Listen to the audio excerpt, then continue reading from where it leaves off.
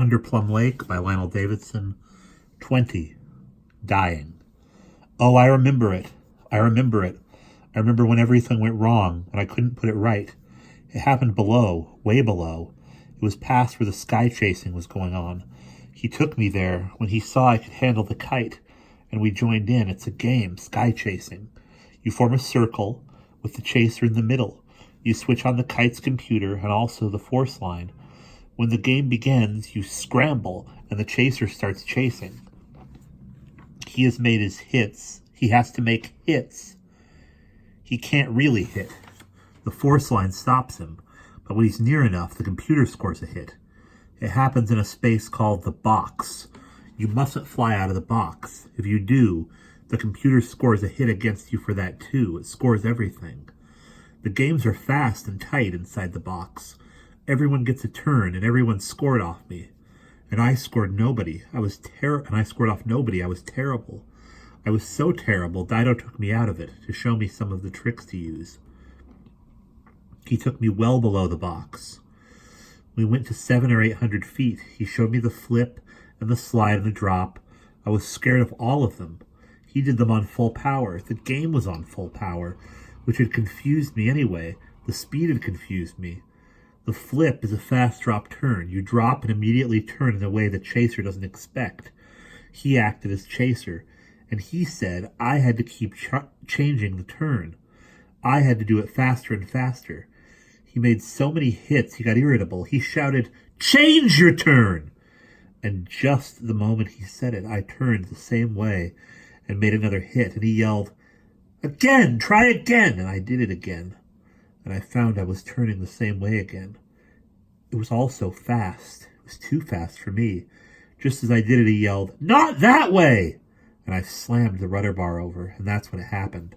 I slammed it too hard. The kite went into a spin. I was on full power, so it span like a top. I couldn't shift the rudder bar.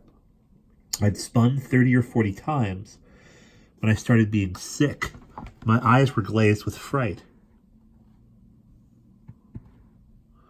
My fists clenched, my whole body hunched together like one terrified muscle. I blacked out for a moment. But when I came to, everything was still spinning.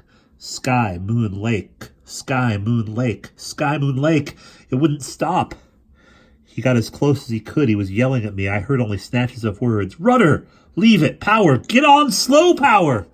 I got my hands off the rudder and fought against the spin to find the switch panel. My eyes were full of tears and I couldn't see the panel. Everything kept spinning. I felt for the switches, found power, gripped the handle to slow it, and turned hard. I turned off. I'd switched it off. It slowed me right away. I had the rudder right away. I yanked it over fast. I came out of the spin with a huge strain on the wings and on my straps. It was vertical. I thought I was vertical. It took 3 or 4 seconds, my head still going round and round, to find that I wasn't vertical. I was sideways. I was in a slice. I pulled frantically this way and that on the rudder. The rudder worked, but the wings didn't. I remembered you had no control of them in a slice. I heard them begin to whistle. I hung sideways on the kite and cut down through the night. I saw the lake 700 feet below. It was purple. It was transparent. I saw fish below the surface. I saw people in fish suits. He was plummeting down beside me, shouting. I was too paralyzed to do anything.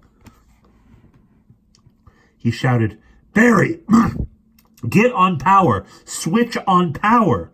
Sobbing, I tried to do it. I couldn't take my eyes off the lake. It was close now, 300 feet, 200. I could hear a gurgling noise coming out of me. I felt for the panel and counted off levers and switched on power.